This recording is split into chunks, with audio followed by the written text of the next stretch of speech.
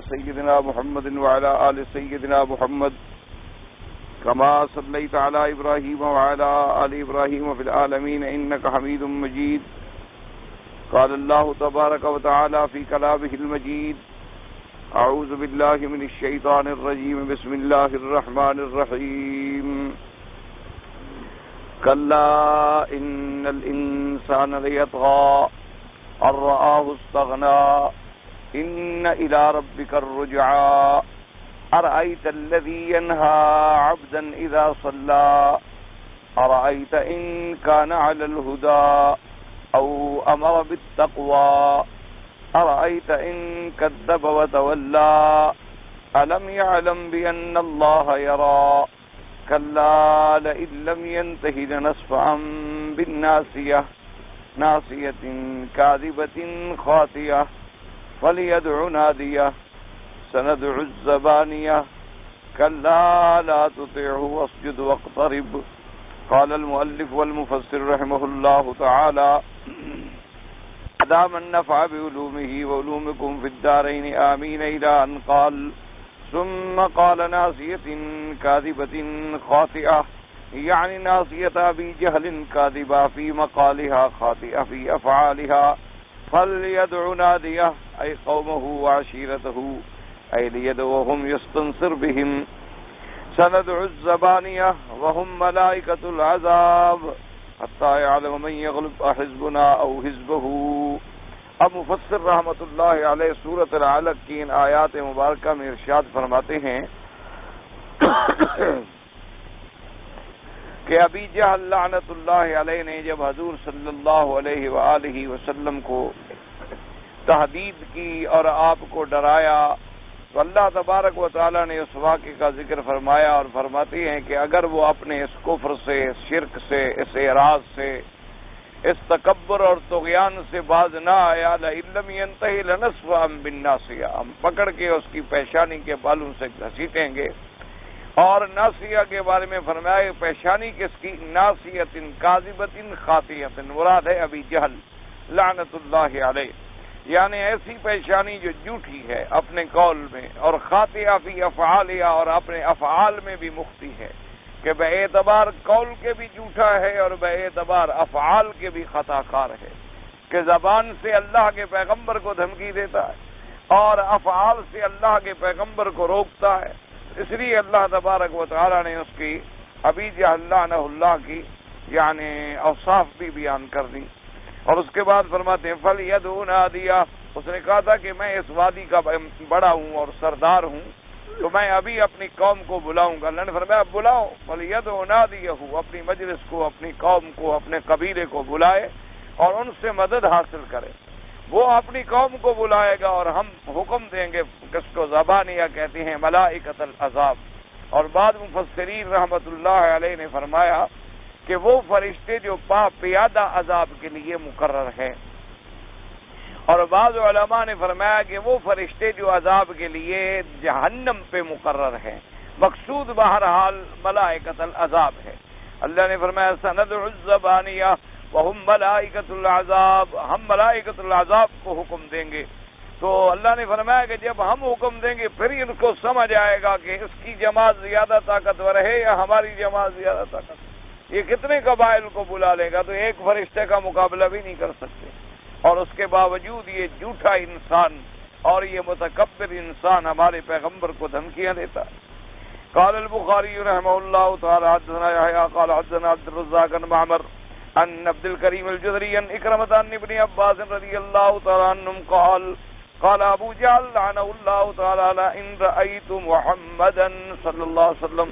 يصلي عند الكعبة لأتى أن على عنقه فبلغ النبي صلی اللہ علیہ وسلم وقال ان فلغت الملائکہ.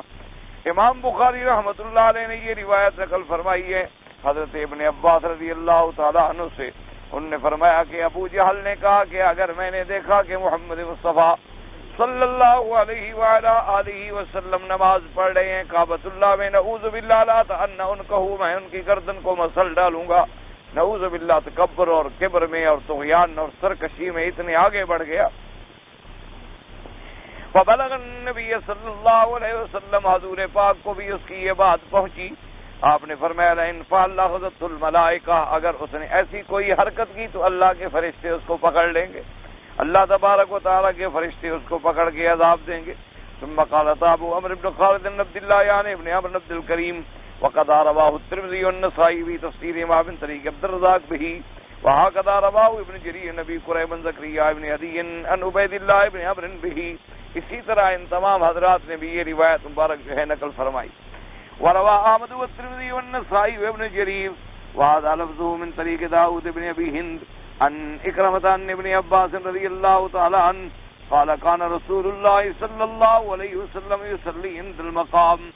فمر به ابو جهل بن هشام فقال يا محمد صلى الله عليه وسلم ألم أنهك عن هذا فتوعده فأغلظ له رسول الله صلى الله عليه وسلم طهره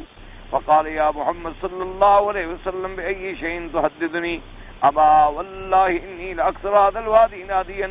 فأنزل الله تعالى فليدعو ناديا سندعو الزبانية۔ اب مفسر رحمۃ اللہ علیہ فرماتی ہیں کہ حضرت ابن عباس رضی اللہ تعالیٰ عنہما سے روایت ہے کہ حضور صلی اللہ علیہ وسلم کان یصلی عند المقام، حضور صلی اللہ علیہ وسلم یعنی مقام ابراہیم کے قریب نماز پڑھ رہے تھے۔ فمر به ابو جہل بن ہشام، ابو جہل بن ہشام جب گزرا تو کہنے لگا لم انہک عن ھذا، کہنے لگا محمد مصطفیٰ صلی اللہ علیہ وسلم کیا میں نے آپ کو منع نہیں کیا کہ آپ یہاں نماز نہ پڑھا کریں؟ حضور صلی اللہ علیہ وسلم بھی غصے میں آ گئے اور آپ نے بھی سخت کلام فرمایا اور آپ نے اس کو ڈانٹا، اور اس کے بعد وہ کہنے لگا یا محمد صلی اللہ علیہ وسلم بأی شیء تحدثنی، کہنے لگا کہ حضور پاک صلی اللہ علیہ وسلم آپ مجھے کیسے ڈراتے ہیں، اور آپ جانتے ہیں کہ میں اس وادی کا بڑا ہوں، یہاں میری طاقت ہے، میری قوت ہے اور میری سلطنت ہے۔ حضور صلی اللہ علیہ وآلہ وسلم نے جب یہ بات فرمائی اور اس نے جب یہ جواب دیا تو اللہ نے قرآن پاک میں یہ آیات نازل فرمائی کہ اگر ابھی جہل کو اپنی قوت پہ اپنے قبیلے پہ ناز ہے تو فلیدعو نادیہ، چلو اپنے قبیلے کو بھی پکار کے دیکھ لے۔ اگر اس نے اپنے قبیلے کو پکارا تو ہم اپنے فرشتوں کو ملائکۃ العذاب کو حکم دے دیں گے۔ بہرحال ایک بات یہاں یہ سمجھ لیں کہ یہ قاعدہ ہے کہ جتنے اللہ کے انبیاء اور اللہ کے رسول علیہم الصلوات والتسلیم اس دنیا میں تشریف لائے ہیں ان کو بڑی بڑی تکلیفوں کا سامنا کرنا پڑا، اور یہ سنت اللہ ہے، یعنی بالکل ابتدائے آفرینش سے لے کر اور یوم قیامت تک یہ بات ہے کہ جو بھی آدمی حق کا داعی ہوگا، حق پہ چلنے والا ہوگا، حق کی طرف بلانے والا ہوگا، حق کی دعوت پیش کرے گا، لوگ اس کی ضرور مخالفت کریں، اور وہ جتنی جتنی ایمان میں پختہ ہوگا اتنی اتنی اس پر امتحان اور ابتلا اور پریشانیاں جو ہیں وہ زیادہ۔ اسی لیے میرے آقا نے صلوات اللہ وسلام اللہ علیہ، اللہ کے کروڑوں صلاۃ و سلام آپ پر، آپ نے فرمایا کہ اوذیت فی سبیل اللہ لم یؤذ نبی قبلی قط او کما قال رسول اللہ صلی اللہ علیہ وسلم۔ حضور پاک نے فرمایا کہ میں اللہ کے راستے میں اتنی تکلیفیں پہنچایا گیا ہوں کہ مجھ سے پہلے کوئی نبی کوئی پیغمبر اتنی تکلیفیں نہیں پہنچایا۔ یعنی آپ اندازہ کریں کہ حضور صلی اللہ علیہ وسلم کو کس قدر تکالیف پہنچی۔ آپ نے فرمایا کہ مجھ سے پہلے جتنے نبی گزرے ہیں، جتنے انبیاء گزرے ہیں، جتنے رسول گزرے ہیں، ان کو اتنی تکلیفیں نہیں پہنچائی گئی جتنی مجھے پہنچائی۔ اور اسی طرح حضور صلی اللہ علیہ وسلم نے فرمایا اشد ابتلاء الانبیاء فالامثل ثم الامثل او کما قال رسول اللہ صلی اللہ علیہ وسلم۔ آپ نے فرمایا کہ سب سے زیادہ امتحان اور سب سے زیادہ ابتلا جو ہے وہ اللہ کے انبیاء پہ آتا ہے۔ انبیاء کے بعد جیسے جیسے مدارج ہوں گے، یعنی جیسے صدیقین کا درجہ ہے، خلفائے راشدین کا درجہ ہے، اصحاب بدریین کا درجہ ہے، پھر جمیع صحابہ کا درجہ ہے، رضوان اللہ علیہم اجمعین، ان کے بعد تابعین کا درجہ ہے، تبع تابعین کا درجہ ہے، ائمہ مجتہدین محدثین فقہاء رحمۃ اللہ علیہم کا درجہ ہے۔ تو فرمایا جیسے جیسے درجات ہیں اسی طرح امتحان آئے، اسی طرح ابتلا آئے گی، اسی طرح تکالیف آئیں گی، اسی طرح پریشانی آئے گی۔ آج بھی آپ دنیا میں دیکھ لیں جس ملک میں بھی آپ چلے جائیں،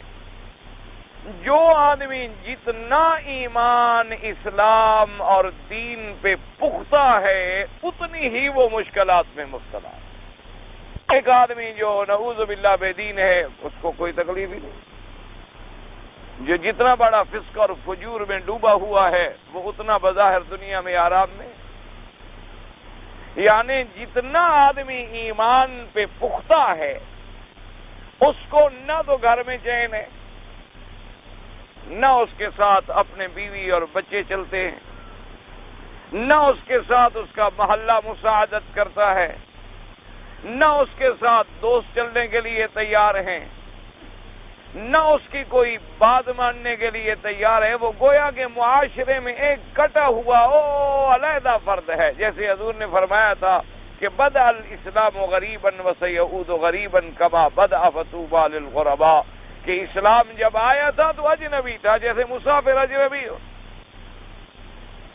اور فرمایا اسی طرح پھر ایک دور آئے گا کہ اسلام اجنبی نظر آئے۔ یعنی آپ دیکھ لیں جتنا کوئی دین، صرف ایک آدمی نے داڑھی رکھی ہوئی ہے، دیکھیں وہ کتنی پریشان، ہر آدمی اس پہ طنز کے تیر چلاتا ہے، ہر آدمی اس پہ اعتراض کرتا ہے، ہر آدمی اس کی مذاق اڑاتا ہے، ہر آدمی اس کے گناہوں پہ، اس کے خطاؤں پہ، اس کی غلطیوں پہ نظر رکھتا ہے، اور اگر اس سے کوئی ذرا سی بھی بات ہو جائے تو فوراً شور مچا کے پورے محلے کو کھڑا کرے گا، داڑھی والا، داڑھی والا، اور داڑھی والا، اور داڑھی والا۔ یعنی اس نے داڑھی رکھ کے کوئی جرم کر دیا۔ یعنی آپ اندازہ کریں صرف ایک سنت رسول پر وہ عامل، جہاں سے گزرے گا بچے مذاق اڑائے، جہاں سے گزرے گا نوجوان اسی پہ طنز کریں گے، اور اس کے مقابلے پہ آپ دیکھ لیں کہ اگر کوئی آدمی کلین شیو ہے اور ٹھیک ٹھاک انگریزی لباس پہنتا ہے اور انگریزی طرز معاشرت ہے، سگریٹ ہاتھ میں ہے، اور اس کے بعد 24 گھنٹے وہ فواحش و منکرات میں الجھا ہوا ہے، سب کہیں گے جی بڑا پڑھا لکھا، بڑا سمجھدار آدمی، بڑا معزز آدمی۔ اسی لیے میرے آقا نے فرمایا تھا کہ ایک وقت آئے گا، آپ نے فرمایا کہ میری امت پہ ایک دور آئے گا، قاد ان یکون المعروف منکرا والمنکر معروفا۔ آپ نے فرمایا ایک وقت آ جائے گا کہ جب اچھے کام جو ہیں نعوذ باللہ وہ برے بن جائیں گے، اور برائیاں جو ہیں وہ دنیا کی نظروں میں اچھی بن جائیں۔ اور آج بالکل وہی عالم آ گیا ہے، اللہ معاف فرما۔ حلال کھانے والے کے لیے مشکلات ہیں، حلال اپنے گھر میں لانے والے کے لیے مشکلات ہیں، سیدھے راستے پہ چلنے والے کے لیے مشکلات ہیں۔ تو بہرحال میرے کہنے کا مقصد یہ تھا کہ یہ بات ایک یاد رکھیں کہ تمام انبیاء پہ امتحان آئے، اور اللہ تبارک و تعالیٰ تو قادر ہیں، جیسے کہ ابھی جہل نے ذرا بات کی تو فوراً حکم آ گیا کہ بلاؤ، اور ابھی جہل نے حملہ کرنے کا ارادہ کیا تو اللہ پاک نے فرشتے بھیج دیے، اور اس کے اور حضور کے درمیان میں ایک نہر بن گئی آگ کی۔ تو اللہ اگر چاہتے تو اللہ کے انبیاء، اللہ کے رسل، اللہ کے صالحین بندوں کو کبھی کوئی ذرے کے برابر بھی تکلیف نہ آتی، کوئی دشمن ان کا بال بیکا بھی نہ کر سکتا، کوئی دشمن ان کے راستے میں کانٹے بھی نہ بچھا سکتا،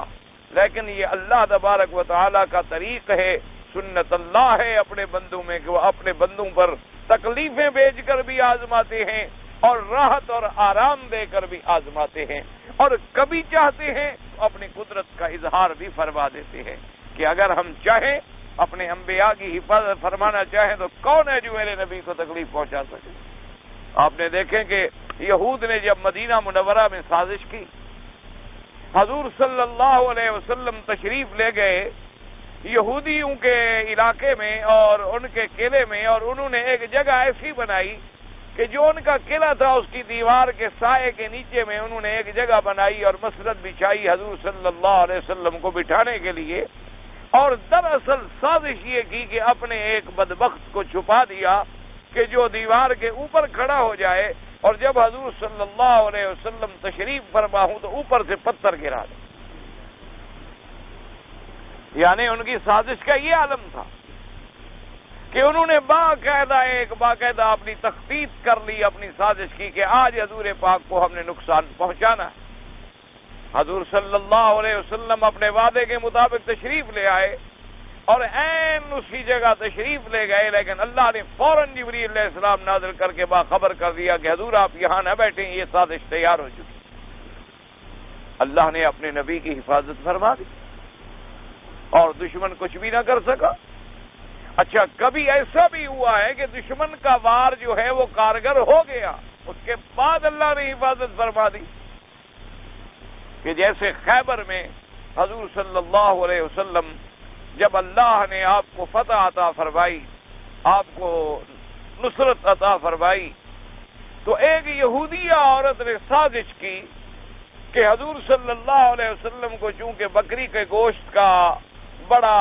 آپ کو اشتیاق تھا اور آپ کو بکری کا گوشت بڑا پسند تھا، اور خاص طور پہ بکری کے اگلے حصے کے چوڑے جو ہیں اس کا گوشت حضور صلی اللہ علیہ وسلم کو زیادہ پسند، زیادہ مرغوب۔ تو اس بدبخت نے فائدہ اٹھایا کہ آج فتح کا دن ہے، خوشی کا دن ہے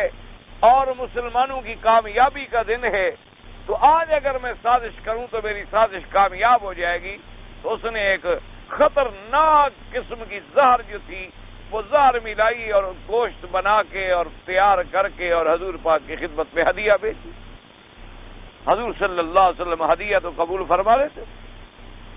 جب آیا تو آپ کے ساتھ صحابہ بھی بیٹھے تھے، حضور صلی اللہ علیہ وسلم نے بھی ایک لقمہ لے لیا، آپ نے بھی کھا لیا اور صحابہ نے بھی کھا لیا۔ بعض صحابہ کی تو اسی وقت موت ہو گئی، اتنی زبردست خطرناک زہر تھا۔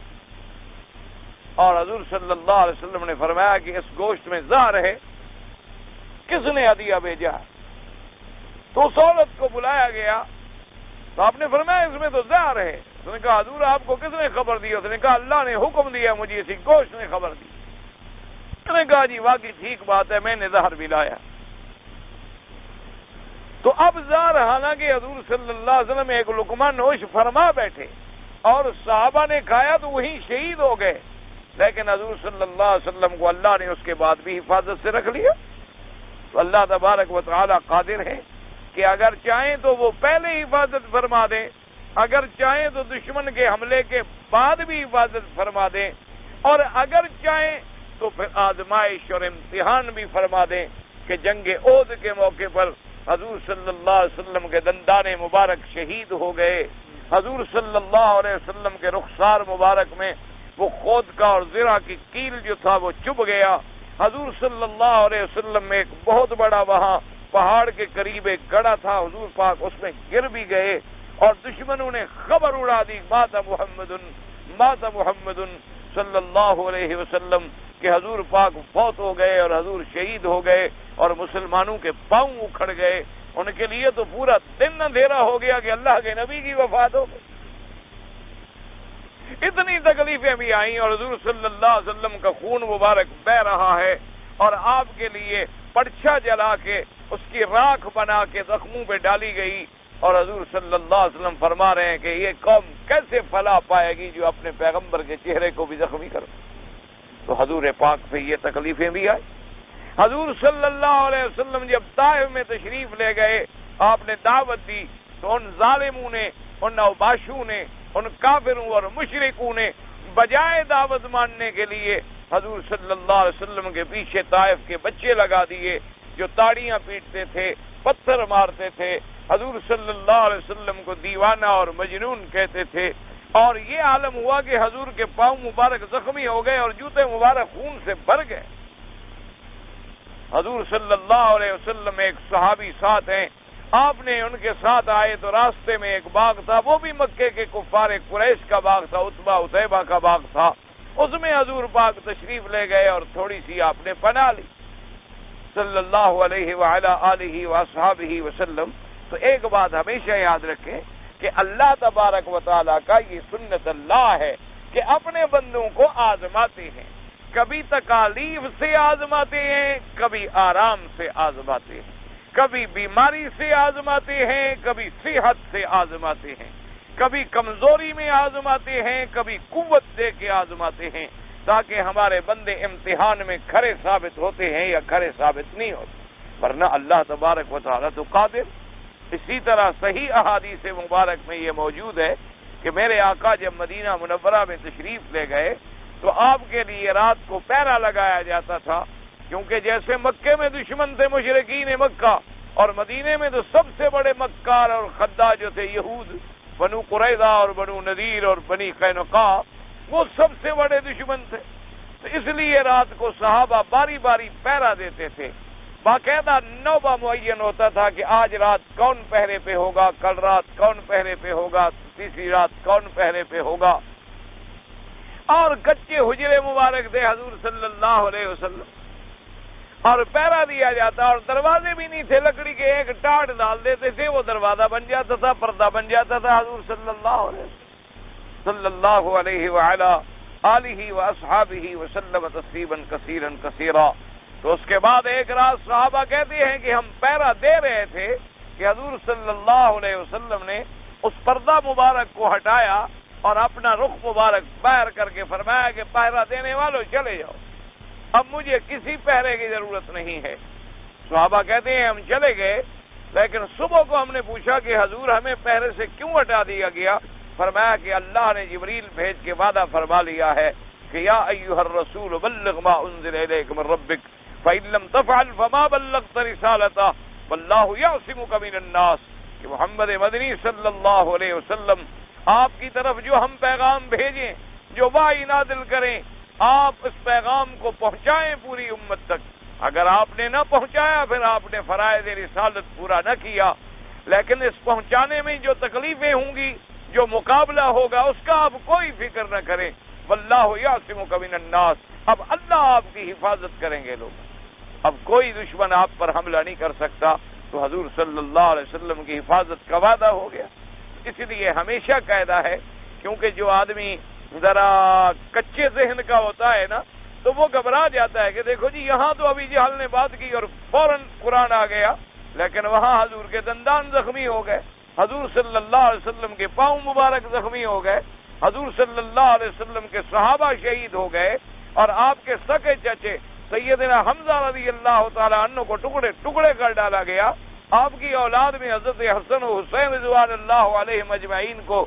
جام شہادت نوش کرنا پڑا۔ حضرت علی رضی اللہ تعالیٰ عنہ شہید ہوئے، حضرت عمر رضی اللہ تعالیٰ عنہ شہید ہوئے، حضرت عثمان رضی اللہ تعالیٰ عنہ شہید ہوئے۔ تو یہ ایسے واقعات کیوں آئے؟ تو ایک بات یاد رکھیں کہ یہ اللہ کی نظام قدرت ہے۔ نظام قدرت کے اندر ایک طریقہ ہے کہ اللہ نے اس دنیا کو دار الامتحان بنا دیا۔ یہ دنیا کیا ہے؟ دار الامتحان ہے۔ یہ دنیا کیا ہے؟ دار الابتلاء ہے، کہ یہاں ہر بندے کی آزمائش ہوگی،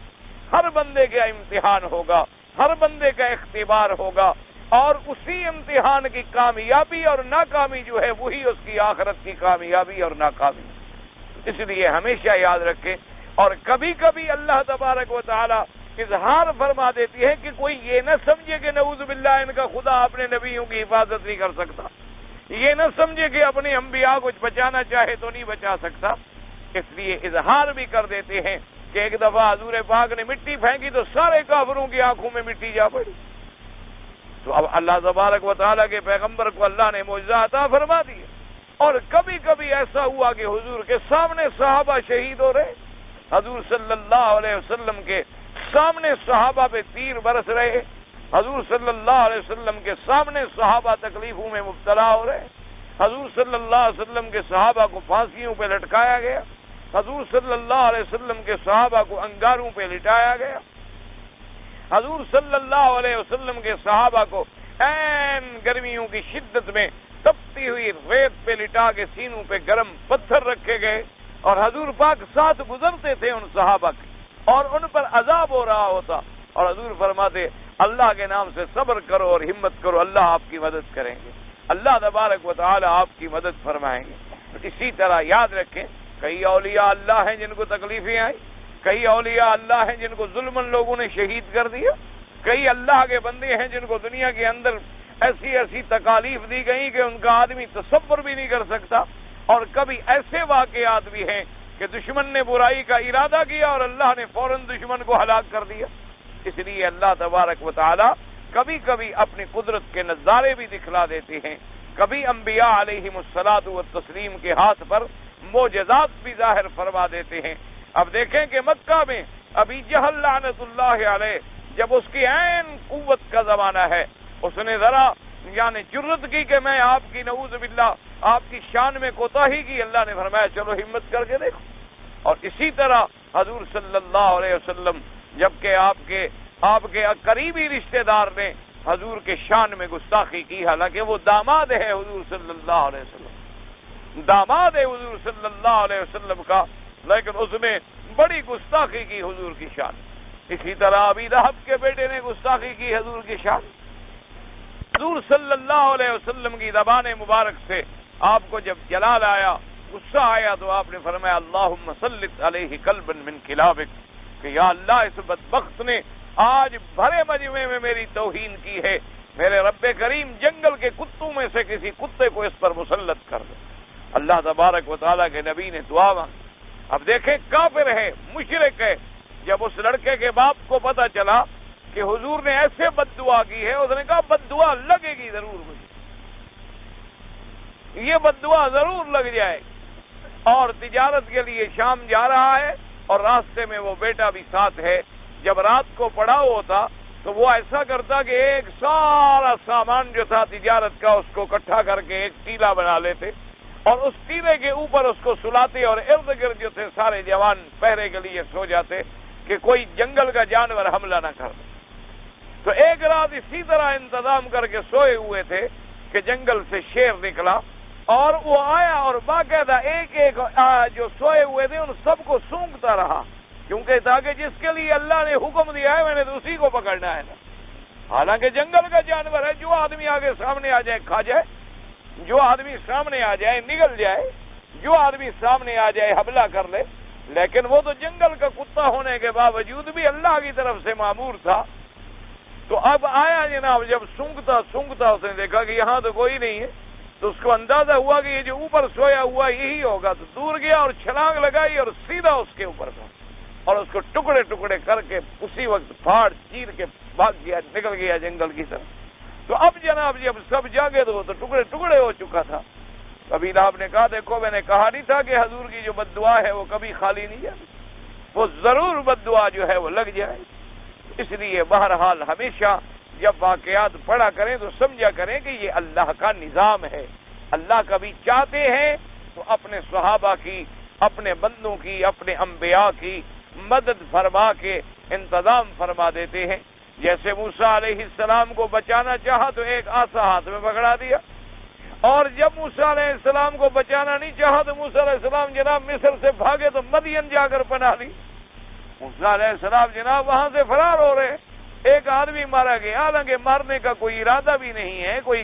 عزم بھی نہیں ہے، کوئی نیت بھی نہیں ہے، صرف چھڑانے لگے، وہ نہیں چھوڑ رہا تھا۔ فوقتہ موسیٰ علیہ السلام نے تھپڑ مار دیا، وہ مر گیا۔ انہوں نے جناب اب ارادہ کر لیا کہ موسیٰ علیہ السلام کو پکڑا دیا۔ موسیٰ علیہ السلام جناب وہاں سے نکلے، پورا ملک چھوڑ دیا۔ او ولما جاء مدین، او ماء مدین، اب جناب پہنچے مدین میں، آگے پہنچے اور پھر حضرت شعیب علیہ السلام کے پاس آئے اور پھر 10 سال تک بکریاں چراتے رہے، پھر واپس بیوی بچوں کے ساتھ گئے۔ پھر اللہ نے چاہا تو صرف ایک عصا پکڑا دیا کہ فرعون مقابلے پہ آئے تو عصا ڈال دو، اور دریا مقابلے پہ آئے تو عصا مار دو، پانی ختم ہو جائے تو پتھر پہ یہی عصا مار دو۔ ایک عصا دے دیا، ساری دنیا ختم ہو گئی مقابلے سے۔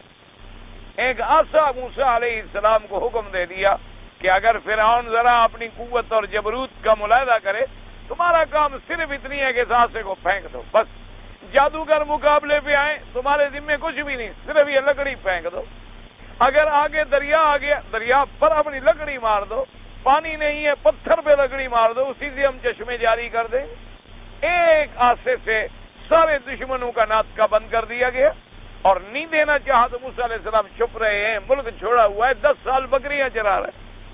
تو یہ اللہ تبارک و تعالیٰ کا ایک نظام قدرت ہے، اس بات کو سمجھا کریں، یہ اس کا مرضی ہے، اس کی حکمتیں ہیں۔ مثلا کبھی آدمی کسی اللہ کے ولی کے دربار میں گیا، جا کے کہا کہ میرے لیے حضرت آپ دعا فرمائیں، ان نے دعا کی تو اللہ نے بچہ دے دیا۔ اب یہ نہیں ہے کہ اب وہ ولی بچے دینے والا بن گیا، اللہ نے چاہا تو ان کی دعا منظور فرما لی، اور نہ چاہا تو کتنی اولیاء اللہ ہیں جو خود لا ولد فوت ہو گئے، ان کی اپنی کوئی اولاد نہیں۔ کتنے اللہ کے نیک بندے ہوتے ہیں، آدمی جاتا ہے جی دعا فرمائے میں بیمار ہوں میرے لیے شفا کی دعا کر دیں، وہ دعا کرتے ہیں آدمی ٹھیک، وہ خود بیمار ہوتے، خود ان کی اپنی بیماری ٹھیک نہیں ہوتی۔ کتنے ڈاکٹر ہیں جن کے پاس آپ جائیں، میں نے بڑے بڑے ہارٹ اسپیشلسٹ دیکھے ہیں، خود دل کے مریض ہیں، میں نے بڑے بڑے آنکھوں کے ماشاءاللہ ڈاکٹر دیکھے، ان کی اپنی آنکھیں خراب ہیں۔ یعنی ایسے یعنی اسی فن کا وہ ڈاکٹر ہے، لیکن اسی فن میں اسے خود تکلیف ہے، اپنا علاج نہیں ہو سکتا، کیونکہ اللہ اپنی قدرت کا نظام جو ہے وہ تو ہمیشہ جاری اور ساری رکھیں گے کہ میری مرضی ہے، میں اگر چاہوں تو دعا منظور فرما لوں، میں اگر چاہوں تو ایک عام آدمی کی دعا بھی منظور فرما لوں، اور اگر میں نہ چاہوں تو اللہ کے نبی حضرت ایوب علیہ السلام اتنی طویل مدت تک دعائیں مانگتے رہے اور میں منظور نہ کروں، اور جب منظور کرنے پہ آ گئے تو پھر تکلیف حکم اتنی ہوا کہ بس یہاں پاؤں مار لو۔ اللہ میاں کمزور آدمی ہوں، چل نہیں سکتا، اتنی عرصے سے بیماریوں میں پڑا ہوا ہوں، میرا زمین پہ پاؤں مارنے سے کیا ہوگا؟ فرمایا اور خود میری جی کہا ذات تمہارے ذمہ تو صرف پاؤں مارنا ہے، ابھی دیکھو چشمہ نکالتے ہیں، اسی سے غسل بھی کر لو، اسی سے پی بھی لو، نہا بھی لو، ایک منٹ میں جناب ساری بیماریاں ختم۔ حتیٰ کہ بیوی جو واپس آئی تو اپنے نبی اپنے زوج کو نہیں پہچان سکی، پوچھ رہی ہے کہ میرا ایک خامن تھا یہاں حضرت ایوب، وہ کہا، نے کہا میں تو ایوب ہوں۔ نے کہا دیکھو تھا چشمہ یہاں پہلے، یہ کیسے جاری ہو گیا؟ اگر یہ جاری ہو گیا تو اسی اللہ کریم نے مجھے بھی شفا عطا فرما دی۔ اللہ تبارک و تعالیٰ تو یہ سنت اللہ ہے، اس لیے اسی میں لوگوں کو دھوکہ لگتا ہے کہ پھر وہ اولیاء اللہ کی قبروں پہ جاتے ہیں، پھر مانگتے ہیں، پھر سمجھتے ہیں کہ دینے والا ولی ہے، ہمیں اس نے بچہ دے دیا ہے، اسی اولیاء کے نام پر پھر اپنے بچوں کے نام رکھتے ہیں، وہ اسی دھوکے میں پڑ جاتے ہیں۔ غور کرو کتنے اللہ کے اولیاء ہیں جن کی اپنی اولاد کوئی نہیں، جن کی اپنی اولاد کوئی نہیں ہوئی، جو بیچارے لاولد فوت ہو گئے۔ کتنی اولیاء اللہ ہیں جو آخری عمر میں نابینا ہو گئے، لیکن اپنی آنکھوں کی بینائی بھی ٹھیک نہ ہو سکی۔ کتنی اللہ کے اولیاء ہیں جن کی آخری عمر میں اپنی ٹانگیں جواب دے گئیں، بیچارے ریڈیوں پہ زندگی گزارتے رہے۔ کتنی اولیاء اللہ ہیں جو آخری زندگی میں بیماری پہ رہے، فراش پہ رہے، کوئی اٹھانے والا بھی نہیں، کوئی دوا پلانے والا بھی نہیں۔ تو یہ اللہ تبارک و تعالیٰ کا نظام ہے، تمام چیزیں اسی کے ہاتھ میں ہیں، وہ چاہتے ہیں تو کبھی اپنی قدرت اور جلال کا حکم دکھا دیتے ہیں۔ اسی لیے ابی جہل جب آگے بڑھنے لگا تو پیچھے ہٹا، جب اس سے پوچھا گیا کہنے لگا بینہ و بینی خندقا من نار، میرے اور حضور کے درمیان میں ایک جہنم، ایک آگ کی نہر چل رہی تھی، اگر میں آگے جاتا میں تو جل جاتا۔ اور ایک روایت میں آتا ہے کہ ایک دفعہ بدبخت آیا حضور صلی اللہ علیہ وسلم پہ حملہ کرنے کے لیے، تو پھر دوڑا پیچھے، تو لوگوں نے کہا کیا؟ کہنے لگا وہاں تو ایک شیر کھڑا ہے منہ کھولے ہوئے، اگر میں قریب جاتا تو وہ مجھے نگل لیتا۔ اچھا، ایک طرف یہ عالم ہے اور ایک طرف حضور سر سجدے میں رکھا ہوا ہے، سبحان ربی الاعلی پڑھ رہے ہیں، اور ایک کافر نے مردہ جانور کا اوج لا کر، پلید اوج جو تھا حضور کی گردن مبارک میں رکھ دیا۔ اس کو نہ فرشتوں نے روکا، اس کے آگے نہ کوئی خندق کھودی گئی، اس کو ڈرانے کے لیے نہ کسی جانور کو پہرے کے لیے مقرر کیا گیا، وہ حضور کی گردن پہ رکھ گیا۔ حضور صلی اللہ علیہ وسلم سر سجدے میں ہے، اور اونٹ کا اوج، اور اوج اندر سے نکلتا ہے نا جسے آپ اوجڑی کہتے ہیں، اور نعوذ باللہ وہ گند کا بھرا ہوا، انا للہ و انا الیہ راجعون۔ اور وہ آ کر حضور پاک کی اس پاک گردن مبارک پر جس کی عظمت اور شان کا پوری دنیا کی مخلوق مقابلہ نہیں کر سکتی، حضور اسی عالم میں ہیں، سجدے میں ہیں، اور فرماتے سبحان ربی الاعلی۔ ایک صحابی نے دیکھا، کہتے ہیں مجھے بڑی جرت کرنی پڑی، لیکن میں نہ کر سکا کہ دشمنوں کا کیسے مقابلہ کروں، کافر سامنے کھڑے دیکھ رہے، اور حضور اللہ کی رضا پہ اتنی راضی ہے کہ آپ نے سجدہ لمبا کر دیا۔ آپ نے سجدہ لمبا کر دیا کہ میرے مولا اگر آپ اس آزمائش پہ تیار ہیں تو ہم بھی راضی۔ سبحان ربی الاعلی۔ وہ کہتی ہیں صحابی کہ اور مجھے کچھ سمجھ نہ آیا، وہ چپکے سے دوڑے اور بی بی فاطمہ الزہرا رضی اللہ تعالی عنہا بچی تھی اس وقت، سیدہ فاطمہ الزہرا کو جا کے کہا کہ ایسے ایسے کافروں نے کیا ہے، تو چھوٹی بچی تھی اس وقت، 5-7 سال کی بچی تھی، فرماتی ہیں کہ بی بی صاحبہ دوڑتی آئیں اور بی بی صاحبہ فرماتی ہے خدا جانے اللہ نے مجھے کہاں سے طاقت دے دی، میں نے آگے ایسے پکڑا اور اٹھایا اور پھینکا، یعنی ورنہ اتنا بڑا بوجھ والی چیز ایک بچی کیسے اٹھا لے، لیکن اس جذبات میں اللہ نے مجھے طاقت دی، اٹھا کے پھینکا اور بی بی جوش میں آ گئی، اور اس کے بعد اس نے کھڑے ہو کے بد دعا کی کہ یا اللہ جنہوں نے ایسا کیا ہے اللہم لعن الکفرۃ، اللہم لعن المشرکین، یا اللہ ان پہ لعنت بھیج، یا اللہ ان پہ عذاب مسلط فرما کہ تیرے پیغمبر کی یہ توہین کرتے۔ حضور صلی اللہ علیہ وسلم بھی جب سجدے سے اٹھے اپنی بیوی کے جلال کو دیکھ کے حضور کو بھی جلال آ گیا، حضور نے بھی بد دعا کر، اور وہ تمام کے تمام مشرک جو تھے برباد ہو گئے، اسی وقت ہلاک ہو گئے۔ تو بہرحال یہ سنت اللہ ہے، ہمیشہ سمجھا کریں کہ تمام نظام چلانے والا کون ہے؟ میرا اللہ ہے۔ وہ چاہے تو دن فرما دیں، وہ چاہے تو رات لے آئیں، وہ چاہے تو بارشیں برسا دیں، وہ چاہے تو جناب بارشیں برسانے میں اسی بارش کو عذاب بنا دیں، وہ چاہے تو اسی بارش میں رحمت پیدا فرما دیں، وہ چاہے تو گرمیوں میں آتش فشاں بن جائیں، وہ چاہے تو گرمیوں کو پھر ٹھنڈا فرما دیں، وہ چاہے تو آگ کو گلزار بنا دیں، وہ چاہے تو اللہ تبارک و تعالیٰ کے انبیاء کی حفاظت کے لیے آسمانوں سے فرشتے مقرر فرما دیں۔ یعنی صحیح حدیثوں میں آیا ہے کہ جس دن میرے آقا بدر میں تھے تو جبریل ساتھ کھڑے ہوئے پہرا دے رہے۔ یہ اللہ کی شان ہے، اللہ کی حکم۔ اچھا جبریل علیہ السلام احد کی جنگ میں بھی موجود ہیں، لیکن شکست ہو گئی، حتیٰ کہ حضور صلی اللہ علیہ وسلم اپنی زرہ مبارک اتار رہے ہیں تو جبریل آ گئے، انہوں نے کہا حضور ہم نے تو ابھی تک لباس جنگ کا نہیں اتارا، آپ کیوں اتار رہے ہیں؟ آپ صحابہ کو حکم دیں کہ مشرکین کا تعاقب کریں،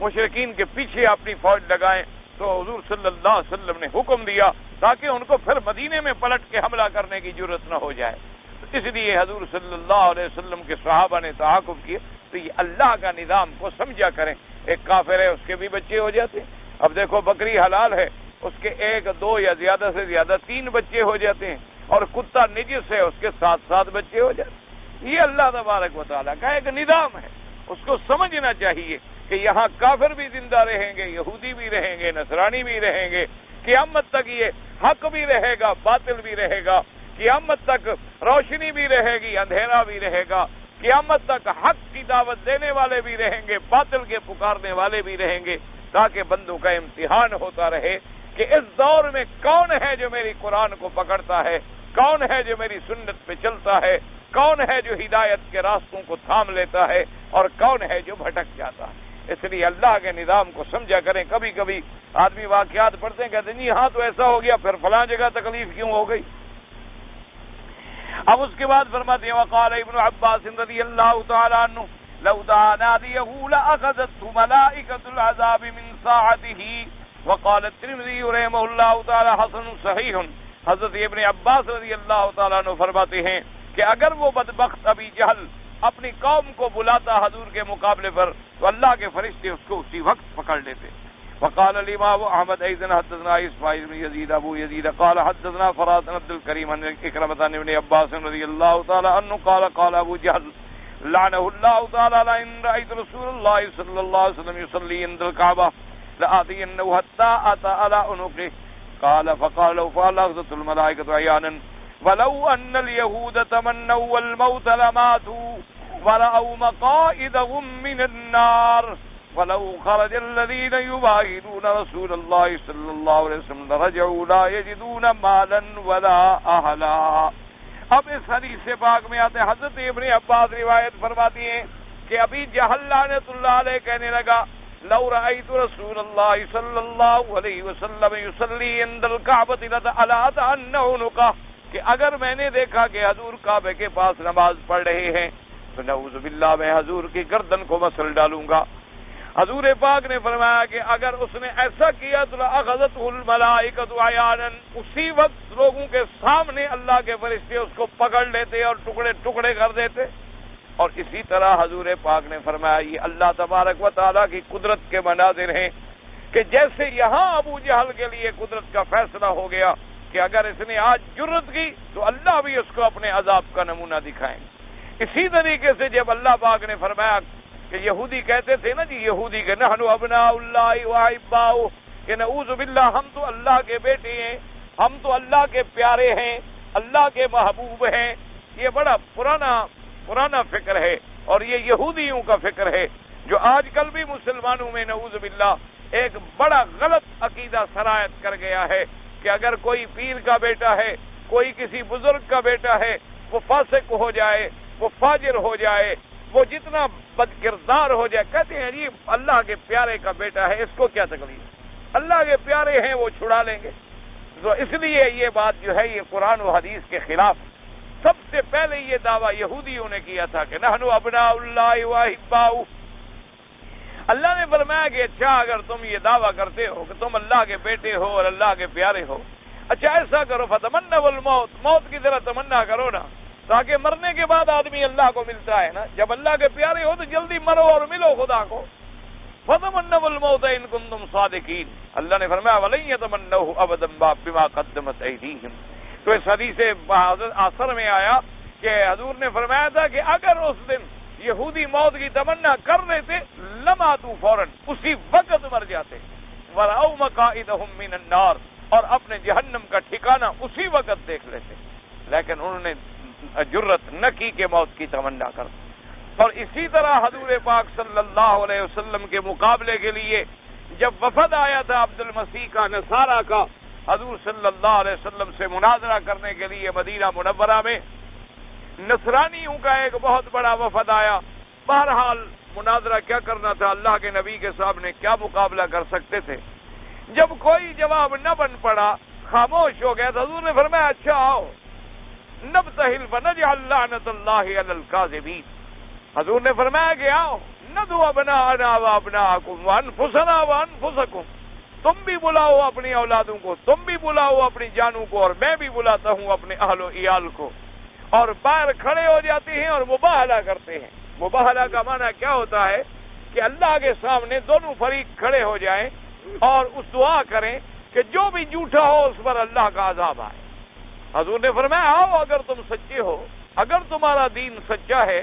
اگر تمہارا دعویٰ سچا ہے تو آؤ ندعو ابناءنا وابناءکم انفسنا وانفسکم ونبتہل ونجعل لعنت اللہ علی الکاذبین۔ وہ نصرانی پادری بڑا سمجھدار تھا، کہنے لگا حضور ٹھیک ہے ہم مباہلہ آپ کے ساتھ کریں گے، لیکن آج رات ہمیں سوچنے کا موقع دے دیں کہ آج رات ہم سوچ لیں، ہم تیاری کر لیں، کل آپ سے ہم مباہلہ کریں گے۔ حضور نے فرمایا ٹھیک ہے تم کل مباہلہ کرو۔ تو رات کو جب وہ گیا اور سارے اکٹھے ہوئے 60 آدمیوں کا وفد تھا، اس میں ان کے بڑے بڑے پادری اور پنڈت اور بڑے پڑھے لکھے لوگ بھی تھے اور ان کے بڑے بڑے شخصیات بھی تھی۔ تو جب اکٹھے ہوئے علیحدہ بیٹھے، اس نے کہا بھی بات سنو، اب ایک ہی راستہ ہے کہ رات ہی رات میں نکل کے بھاگ جاؤ مدینے سے، کیونکہ اگر ہم کل نبی کے مقابلے پر مباہلے کے لیے گئے ہم تو فوراً برباد ہو جائیں گے، نبی تو سچا ہے، سوال ہی پیدا نہیں ہو سکتا کہ ہم مقابلہ کر سکیں۔ تو حضور پاک نے فرمایا کہ اگر وہ مباہلہ کرتے،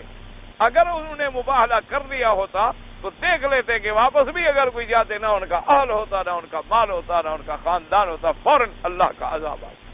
تو کبھی کبھی ایسا بھی ہوتا ہے کہ اللہ تبارک و تعالی اپنے دشمنوں کو پکڑنے کا فوراً حکم صادر فرما دیتے، اور کبھی ایسا ہوتا ہے پکڑ بھی لیتے۔ حضرت امیر المومنین عمر بن الخطاب رضی اللہ تعالی عنہ تشریف فرما تھے کہ ایک آدمی آیا، اور وہ آدمی ایسا تھا جس کو بغض تھا حضرت عمر سے رضی اللہ تعالی عنہ، یعنی صحابہ کا دشمن تھا، کوئی ان ملنگوں میں سے ہوگا، ان کا باپ دادا۔ تو جب آیا تو حضرت عمر رضی اللہ تعالی عنہ نے پوچھا کہ تمہارا نام کیا ہے؟ تو اس نے فوراً کہا کہ میرا نام جو ہے فہم یعنی کولا ہے۔ تو اس نے کہا اچھا، تو اس کے بعد تمہاری ماں کا کیا؟ اس نے کہا نار، آگ ہے۔ تو انہوں نے فرمایا اچھا تمہارے باپ کا نام کیا ہے؟ تو اس نے کہا شعلہ ہے، آگ کا شعلہ ہے۔ اصل میں وہ غصہ دلانا چاہا حضرت عمر کو جلانے کے لیے۔ جب 3-4 نام آپ نے پوچھے تو اور آپ نے اندازہ فرما لیا، حضرت عمر تو بہت بڑے عبقری زبان تھے۔ آپ نے فرمایا کہ اچھا ارجع الی بیتک ان اللہ حرقہ، جاؤ اپنے گھر لوٹ جاؤ، اللہ نے تیرے گھر کو آگ سے جلا دیا۔ گھر گیا تو سب گھر جل چکا، ختم۔ انہوں نے کہا اللہ نے فرمایا اچھا میرے عمر کو تم آگ سنانے آئے ہو، جاؤ تم اپنے گھر کو سنبھالو۔ اللہ نے اسی وقت آگ مسلط کر دی۔ تو کبھی کبھی اللہ تبارک و تعالیٰ دنیا میں بھی عذاب دے دیتے ہیں، کبھی اسی وقت اپنے دشمنوں کو عذاب دے دیتے ہیں۔ یہ بڑا تاریخ کا بڑا مشہور واقعہ ہے آپ کے انڈیا کا، ہند کا، جہاں ابو الفضل اور فیضی پیدا ہوئے تھے۔ یہ دونوں بھائی تھے،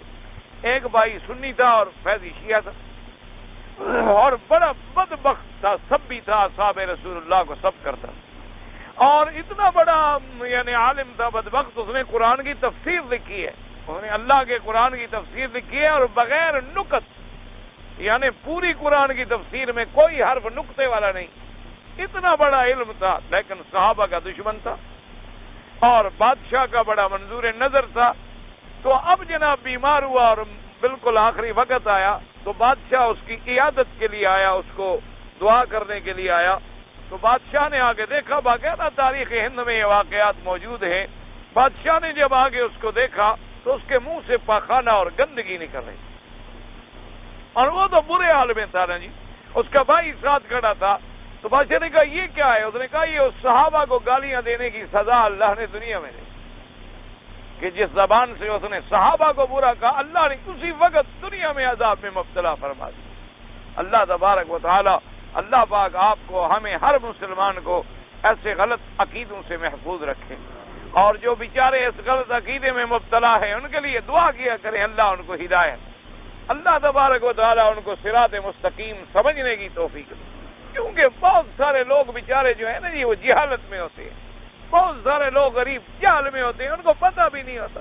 جس ماحول میں آدمی آنکھ کھولتا ہے اسی ماحول کا ہو جاتا۔ اب ایک آدمی قادیانیوں کے گھر میں پیدا ہوگا تو کتابیں بھی وہ قادیانیوں کی پڑھے گا، اس نے آپ کی کتابیں پڑھنی ہی نہیں ہے، اس کے تو دماغ میں پیدا ہونے سے نقش بٹھا دیں گے وہ کہ مرزا ایسا تھا اور مرزا ایسا تھا اور مرزا ایسا تھا۔ اب وہ جب بڑا ہوگا اس کے دماغ میں تو ہے ہی مرزا، وہ ادھر ادھر تو جاتا ہی نہیں غریب کہیں۔ اسی طریقے سے جو آدمی اصحاب رسول کے دشمن ہیں، یا جو لوگ اہل بیت رسول کے دشمن ہیں، ان کے گھروں کے اندر ماں بات کرے گی تو وہی، باپ بات کرے گا تو وہی، دائیں بائیں اس کو کوئی لٹریچر ملے گا تو وہی، کسی استاد کے پاس پڑھنے جائے گا تو استاد وہی، کسی مدرسے میں جائے گا تو مدرسے کا ماحول وہی، کسی مسجد میں نماز پڑھنے جائے گا تو امام وہی، تو وہ بیچارہ کیا کرے گا؟ اسی طرح آپ دیکھیں جو لوگ بدعات میں گھرے ہوئے ہیں، ان کا بھی یہی مشکلہ ہے کہ پیدا ہوئے دیکھا کہ ماں بھی منت مانتی ہے، باپ بھی منت مانتا ہے، قبروں پہ چڑھاوے چڑھتے ہیں، 11ویں کا دودھ تقسیم ہوتا ہے، عرس شریف ہوتا ہے، 12ویں شریف ہوتی ہے، رجبی شریف ہوتی ہے، پھر اسی مسجد میں نماز پڑھے گا جہاں سب شریف ہوتے ہیں، حلوہ شریف ہوتا ہے، پھر کیا کرے غریب؟ اسی پر جو اس کی زندگی گزر گئی، اس کے لیے تو وہ دین ہے، اس کے لیے تو وہ عبادت ہے۔ اس لیے دعا کیا کریں کہ اللہ ان کے لیے بھی اپنی رحمت سے ہدایت کے راستے کھول دے، اللہ تبارک و تعالیٰ ان کو بھی حق اور باطل کے سمجھنے کی توفیق دے۔ کوئی دشمن نہیں ہوتے، وہ بھی ہمارے بھائی ہیں، ان سے بھی ہمارا تعلق ہوتا ہے۔ تو اصل وجہ کیا ہے؟ ایک آدمی کی زندگی جو گزر گئی، 40 سال ایک آدمی کی زندگی گزر جائے، اب اس کی عادت بدلنا کو آسان تو نہیں ہوتا، اب اس کے دماغ کو بدلنا، ہاں جب اللہ راضی ہو جاتا ہے پھر حق نظر آ جاتا ہے، پھر حق واضح ہو جاتا ہے، پھر بات سمجھ آ جاتی ہے۔ تو ان کے لیے دعا کیا کریں اللہ سے، بد دعا کے بجائے سب کے لیے دعائیں کیا کریں۔ وقال ابن جرير حدثنا ابن حميد قال حدثنا يحيى بن واضح قال اخبرنا يونس بن اسحاق الوليد بن الايضار عن ابن عباس رضي الله تعالى عنه قال قال ابو جهل لئن عاد محمد صلى الله عليه وسلم يصلي عند المقام لاقتلنه فانزل الله عز وجل۔ حضرت ابن عباس کہتے ہیں کہ ابو جہل بدبخت نے کہا کہ اگر میں نے دیکھا کہ حضور پھر مقام ابراہیم پہ نماز پڑھ رہے ہیں تو میں آپ کو قتل کر ڈالوں گا۔ اللہ پاک نے یہ آیتیں اتاری، تنصفم بالناسیہ ناسیۃ کاذبۃ خاطیہ فلیدع نادیہ سندع الزبانیہ فجاء النبی صلی اللہ علیہ وسلم فصلى فقیل ما یمنعک قال قد اسود ما بینی وبینہ من الکتائب قال ابن عباس واللہ لو تحرک لاخذت الملائکۃ والناس ينظرون الیہ۔ حضور پاک تشریف لے آئے، آپ نے نماز پڑھی، لیکن ابھی جہل کچھ نہ کر سکا۔ جب ابھی جہل کو کہا گیا کہ تم نے کیوں نہیں جا کے حضور پاک کو قتل کیا، کہنے لگا آپ کے اور میرے درمیان تو لشکر کھڑا ہوا ہے، میں اگر آگے جاؤں تو مجھے مار ڈالیں گے۔ حضرت ابن عباس فرماتے ہیں واللہ لو تحرکا، اگر ابھی جہل ذرا بھی قدم بڑھاتا لاخذتہ الملائکہ، اللہ کے فرشتے اس کو اسی وقت پکڑ لیتے اور الناس ينظرون الیہ، اور لوگ اپنی آنکھوں سے دیکھتے. وقال ابن جرير حدثنا ابن عبد الله قال حدثنا المؤتمر النبي قال حدثنا ابن هند النبي حازم عن ابي هريره رضي الله تعالى عنه قال قال ابو جهل هل يعبر محمد وجهه بين اظهركم قالوا نعم قال فقال واللات والعزى لئن رايته يصلي كذلك لا تأن على ركبته ولا فرن وجهه في التراب وهذا رسول الله صلى الله عليه وسلم ويصلي ليس على ركبته قال فما فجأهم منه إلا وهو ينكس العاقبين ويتقى بيديه قال فقيل له ما لك فقال إن بيني وبينه خندقا من نار وهولا وأجرها وقال رسول الله لو زنا مني لاختطفته الملائكة عضوا عضوا قال وأنزل الله الذي في حديث أبي هريرة أملا إلى آخره. اب جناب اس روایت میں یوں آتا ہے حضرت ابی ہریرہ رضی اللہ تعالیٰ عنہ فرماتی ہیں کہ ایک دن ابی جہل بدبخت اپنے کافروں سے کہنے لگا کہ کیا اب بھی حضور اپنا ماتھا مٹی میں ڈالتے ہیں، نعوذ باللہ، یعنی نماز پڑھتے ہیں؟ تو مشرکین نے کہا کہ ہاں حضور صلی اللہ علیہ وسلم نماز پڑھتے ہیں. کہنے لگا کہ اگر میں نے دیکھا کہ آپ نماز پڑھ رہے ہیں تو میں آپ کو نعوذ باللہ آپ کی گردن کو مسل ڈالوں گا اور آپ کے چہرے کو نعوذ باللہ حقیقتاً مٹی میں ملا دوں گا. حضور صلی اللہ علیہ وسلم تشریف لائے، آپ نے آگے نماز پڑھی. ابھی جہل آگے بڑھا، پھر دیکھا لوگوں نے کہ پاؤں کے پیچھے ہٹ رہا ہے اور ایسے ایسے ہاتھوں سے روک رہا ہے کسی چیز کو جیسے کہ مجھے کچھ نہ کہے. جب آئے انہوں نے کہا مالا گیا ابھی جہل، انہوں نے کہا ابھی جہل تمہیں کیا ہو گیا؟ اس نے کہا حضور کے اور میرے درمیان ایک خندق ہے آگ کی، اور اس کے اوپر بڑے خطرناک چیز کھڑی ہے، اور اس کے بعد بڑے بڑے لوگ کھڑے ہوئے. اگر میں آگے جاتا تو مجھے فوراً جلا دیا جاتا، فوراً پکڑ لیا جاتا. حضور صلی اللہ علیہ وسلم نے فرمایا لو دنا منی، آپ نے فرمایا کہ اگر آج ابھی جہل میرے قریب آنے کی کوشش کرتا تو اللہ کے فرشتے اس کی بوٹی بوٹی کر دیتے، عضون عضون اس کے جوڑ جوڑ کو اکھاڑ ڈالتے. قال وانزل اللہ تعالی الى آخری کلا ان الانسان یطغى الى آخر السورہ الى وقد رواه احمد بن حنبل رحمه الله تعالى ومسلم النسائی وابن ابی حاتم رحمهم الله من حدیث معتمر بن سلیمان به وقوله تبارک وتعالى كلا لا تطعه يعني يا محمد صلى الله عليه وسلم لا تطيعوا فيما ينهاك عنه من المداوة لعباده وكثرها وصل حيث شئت ولا تبالي فإن الله حافظك وناصرك وهو يعصمك من الناس. اللہ نے فرمایا کہ میرے مدنی پاک صلی اللہ علیہ وسلم آپ بالکل نماز پڑھیں، عبادت کریں جب چاہیں جہاں چاہیں،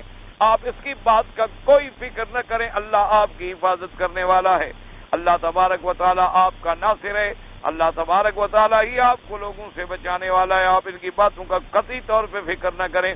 اپنی عبادت پہ مداومت فرمائیں، اپنی نماز پہ مداومت فرمائیں. اور اس کے بعد فرماتے ہیں وقولہ تبارک و تعالی واسجد واقترب کما ثبت فی الصحیح عند مسلم من طریق عبداللہ بن وہب عن عمرو بن الحارث عن عبادۃ بن غزیہ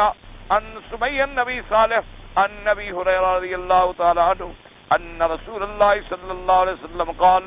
اقرب ما يكون العبد من ربه وهو ساجد فاكثر الدعاء. اللہ نے فرمایا کہ آپ نماز پڑھیں اور نماز پڑھنے میں اپنے اللہ کا تقرب ڈھونڈیں تاکہ نماز کے اندر آدمی اللہ کے بہت زیادہ قریب ہوتا ہے. اسی طرح حدیث پاک میں آیا ہے کہ جب بندہ سجدے میں ہوتا ہے تو اپنے رب کے زیادہ قریب ہوتا ہے. اس کی وجہ یہ ہے کہ اللہ کا شان علو ہے، اللہ تبارک و تعالیٰ کا شان جو ہے وہ بلند والا ہے. اور بندہ جب ذلت کی انتہا کو پہنچ جاتا ہے، اپنے چہرے کو پتھروں پہ اور مٹی پہ ڈال دیتا ہے، تو بندے کی ذلت کی جب انتہا ہو جاتی ہے تو اللہ کی رحمت آ جاتی.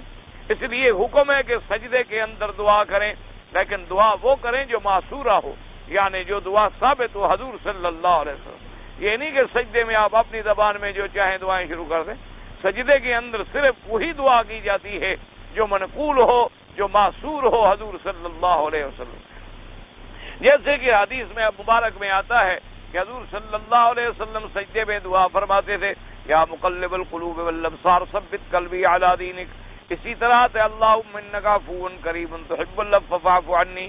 اسی طرح ہے اللہم انی اسألک العفو والعافیہ. یہ دعائیں جو ہیں حضور صلی اللہ علیہ وسلم نے فرمائی ہے. صرف اختلاف ائمہ میں یہ ہے کہ بعض ائمہ تو فرماتے ہیں چاہے فرض نماز ہے، واجب ہے، سنت ہے، نفل ہے، ہر وقت آدمی سجدے میں دعا کر سکتا ہے. لیکن امام ابو حنیفہ رحمۃ اللہ علیہ فرماتے ہیں کہ اگر فرض نماز ہے تو آدمی تسبیحات زیادہ کر دے، اور نفل نماز میں چونکہ آزادی ہوتی ہے کہ آدمی جتنا لمبا سجدہ کرے، جتنا چاہے وقت لگائے، فرماتے ہیں اس کے اندر وہ ادعیہ معصورہ جو ہیں ان دعاؤں پر عمل کرے، کیونکہ ایک حدیث مبارک میں یہ بھی آتا ہے کہ جس آدمی کو اللہ تبارک و تعالیٰ کی تسبیح، اللہ تبارک و تعالیٰ کی تقدیس، اللہ تبارک و تعالیٰ کی تحلیل مشغول رکھے اور وہ دعا نہ مانگ سکے، تو حضور فرماتے ہیں اللہ نے فرمایا اس بندے کو میں مانگنے والوں سے بھی زیادہ بہتر عطا فرماتا ہوں۔ تو بعض اوقات تسبیح جو ہے وہ بھی دعا ہے، جیسے حضور نے فرمایا کہ عرفات کے میدان میں سب سے بہتر دعا جو میں نے کی ہے اور مجھ سے پہلے انبیاء نے کی ہے وہ کیا ہے؟ لا الہ الا اللہ وحدہ لا شریک لہ لہ الملک ولہ الحمد یحیی ویمیت وہو علی کل شیء قدیر۔ اس لیے بہرحال اللہ نے حکم دیا کہ آپ نماز پڑھیں، آپ سجدہ کریں، آپ عبادت اور نماز سے اللہ کا تقرب پکڑیں، دشمن آپ کا کچھ نہیں بگاڑ سکتا۔ اسی لیے حکم ہے کہ اگر آدمی پر مصیبت آئے، اگر آدمی کا کوئی مقابلہ ایسے دشمن سے ہو کہ اس کا آپ کوئی توڑ نہیں کر سکتے، تو نماز پڑھیں، کثرت نماز پڑھیں اور نمازیں پڑھ کے سجدے میں دعائیں کریں، اللہ تبارک و تعالی تمام مصائب جو ہے رفع فرما دیتے ہیں۔ اور اللہ نے قرآن میں حکم دیا ہے یا ایھا الذین آمنوا استعینوا بالصبر والصلاۃ ان اللہ مع الصابرین، کہ ایمان والو اگر تکلیف آئے تو مدد پکڑو میرے ساتھ، صبر کے ساتھ اور نماز کے ساتھ۔ اسی طرح صحیح حدیث مبارک میں ہے اذا حضبہ امر بادر الی الصلاۃ، حضور صلی اللہ علیہ وسلم کو جب کوئی مصیبت پیش آتی فوراً آپ نماز پڑھتے، یعنی اگر سورج پکڑا گیا نماز، چاند گرہن ہوا نماز، بارش نہیں آ رہی نماز، اسی طرح اگر مسلمانوں پہ کہیں ظلم ہوا تو نماز، دعائے قنوت، یہ ساری چیزیں جو ہیں اس لیے انسان سب سے زیادہ اسی پہ عمل کرے۔ وتقدم ايضا ان رسول اللہ صلی اللہ علیہ وسلم كان يسجد في اذا السماء انشقت واقرا باسم ربك الذي خلق، آخر تفسیر سورۃ اقرا وللہ الحمد والمنہ وبہ التوفیق والاسماء۔ اب مفسر فرماتے ہیں آپ پہلے حدیث پڑھ چکے ہیں کہ سورۃ اذا السماء انشقت میں اور سورۃ اقرا باسم ربک الذی خلق میں جب آخر پہ پہنچتے تو حضور پاک سجدہ فرماتے تھے، سجدہ تلاوت۔ تو لہذا جن لوگوں نے یہ آیت سنی ہو ان کے لیے سجدہ تلاوت ضروری ہے کہ وہ سجدہ تلاوت کر لیں نماز کے بعد، نماز سے پہلے جب موقع ملے۔ اور سجدہ تلاوت یہ ہے کہ جیسے بیٹھے بیٹھے سجدہ کر لیں، اس کے لیے نہ رکوع کی ضرورت ہوتی ہے اور نہ کھڑے ہونے کی ضرورت ہوتی ہے۔ بہرحال حضور صلی اللہ علیہ وسلم نے اذا السماء انشقت میں بھی سجدہ فرمایا اور سورۃ اقرا باسم ربک الذی اس کے آخر میں بھی آپ نے سجدہ فرمایا ہے۔ مفسر فرماتی ہیں کہ الحمدللہ اللہ کی توفیق اور اللہ کے احسان سے سورۃ اقرا باسم ربک الذی کی تفسیر جو ہے اللہ نے پوری فرما دی، اور انشاءاللہ اللہ نے توفیق بخشی اور زندگی رہی تو اب اس کے بعد سورۃ القدر جو ہے انشاءاللہ پڑھیں گے۔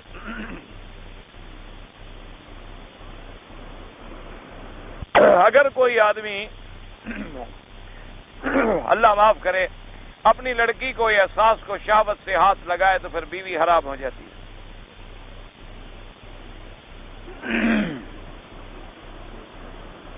ہر رکعت فرض نمازوں کے اندر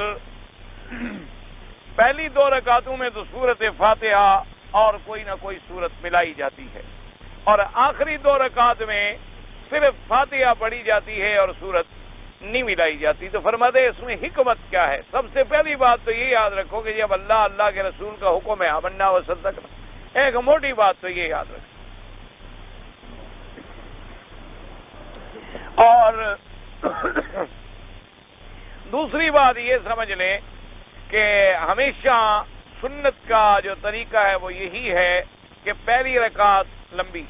دوسری اس سے چھوٹی اور بعد والی اس سے چھوٹی۔ تو اس لیے اللہ تبارک و تعالیٰ نے پہلی رکعتوں کو سورت کے ساتھ لمبا فرما دیا اور آخر میں صرف فاتحہ رہی اور مختصر ہو گئی۔ اور اسی طرح یہ بھی حکم ہو گیا کہ بھئی اگر نماز جو ہے یہ نہیں کہ بغیر قرآن پاک کے پڑھے ہوئے نہ ہوتی ہو، اس لیے کہیں سورت ملانے کا حکم دے دیا اور کہیں بغیر سورت کے صرف فاتحہ کا حکم دے دیا۔ اسی طرح کہیں مقتدی کے لیے آگے چپ کر کے کھڑا ہے تب بھی نماز ہو جائے۔ مقصد تو اس کے حکم کی تعمیل ہے، جیسے بعض نمازیں جہر کے ساتھ آ گئیں اور بعض نمازیں جو ہیں سر کے ساتھ آ گئی، تاکہ اللہ تبارک و تعالیٰ جہر بھی سنتے ہیں اور اللہ تبارک و تعالیٰ سر بھی سنتے۔ کسی حال میں بھی عبادت کرو، اس کے آگے کوئی چیز مخفی نہیں۔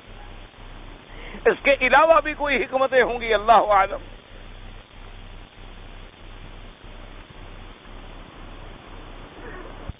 میں نیت کرتا ہوں اس نماز کی 2 رکعت نماز سنت مطابع رسول اللہ کی، اللہ اکبر، یہ تو کوئی نیت ہے ہی نہیں۔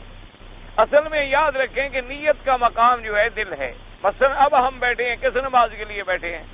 بس یہی نیت ہے، اب جو اللہ اکبر بس کہنے کی ضرورت نہیں، یہی نیت ہے کہ ہم عشاء کے لیے بیٹھے ہوئے۔ یہ جو زبان سے کہنا ہے کہ 2 رکعت یا 4 رکعت فرض اور عشاء اور یا 2 رکعت سنت اور مطابقت رسول صلی اللہ علیہ وسلم کے، اور پھر یہ تمام کی تمام زبان سے کہنا جو ہے تو کسی حدیث مبارک میں ہے ہی نہیں، بدعت ہے۔ اور دوسری بات یہ یاد رکھیں کہ نماز سب اللہ کی ہے، یاد رکھیں، فرض ہے تب بھی اللہ کے ہیں، سنتیں نفل ہر نماز اللہ کے لیے۔ فرق صرف اتنا ہوتا ہے کہ یعنی یہ طریقہ ہے رسول اللہ صلی اللہ علیہ وسلم۔ اور اسی طرح ذرا تقسیم آ گئی کہ فرض اگر ہم نہیں پڑھیں گے تو کفر تک آدمی چلا جائے گا، اسی طرح بعض سنت مؤکدہ نہیں پڑھے گا تو پھر بھی اگر صرف سنت ہے ثواب سے محروم ہو جائے گا، لیکن اس کو گناہ نہیں ہوگا، اور نفل اگر نہیں پڑھے گا تو کوئی گناہ ہے نہیں، پڑھے گا تو ثواب حاصل ہو جائے۔ تو یہ تو پھر ایک ورنہ نماز تمام کی تمام اللہ کے لیے، عبادت تمام کی تمام اللہ کے لیے، یہ نہیں ہوتی کہ فرض تو اللہ کے ہوں اور سنتیں حضور کی ہوں اور نفل پیر کی ہو، یہ نہیں ہوتا۔ نماز سب کی سب میرے اللہ تبارک و تعالیٰ، ہمیشہ یاد رکھا کر۔ سنت کا معنی ہوتا ہے طریقہ محمد مصطفیٰ کا صلی اللہ علیہ وسلم کے، آپ نے عشاء سے پہلے بھی 2 سنتیں پڑھی تو حضور کا طریقہ ہے، بعض روایات میں 4 ہیں بھی حضور کا طریقہ ہے۔ حضور نے عشاء کے بعد 2 سنتیں پڑھی، یعنی حضور کا طریقہ ہے، حضور کا راستہ ہے، حضور نے اس طرح عمل فرمایا۔ باقی زبان سے نیت کرنا تو ضروری ہی نہیں ہوتا۔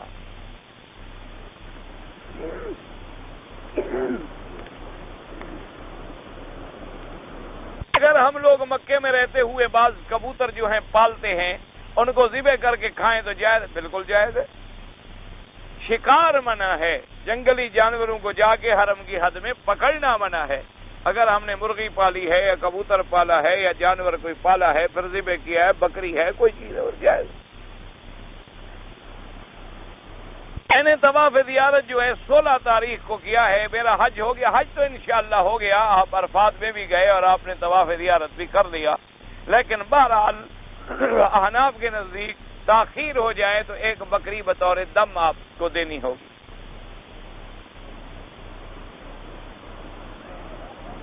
ہمارے مسجد میں ایک امام ہے اور وہ دولت مند ہے، تو کیا قربانی کی کھالیں اس کو ہم دے سکتے؟ جب دولت مند ہے تو قربانی کی کھالیں لے کے کیا کرے گا وہ؟ قربانی کی کھالیں اگر جمع کر کے وہ طلباء پہ خرچ کرے تو ضرور دیں، مدرسہ ہوگا، طالب ہوں گے، مسکین ہوں گے اور ذرائع ہوں گے۔ اگر وہ امیر آدمی ہے اس کو کیا ضرورت ہے تمہاری کھالیں بیچ کے کھاتا رہے؟ اگر وہ امیر ہے تو اس کو ضرورت ہی نہیں ہے اور نہ اس کو دینی چاہیے۔ اسی طرح نہ صدقہ فطر، اگر امیر آدمی ہے، صاحب نصاب ہے، خود زکوٰۃ دیتا ہے، الحمدللہ ثم الحمدللہ،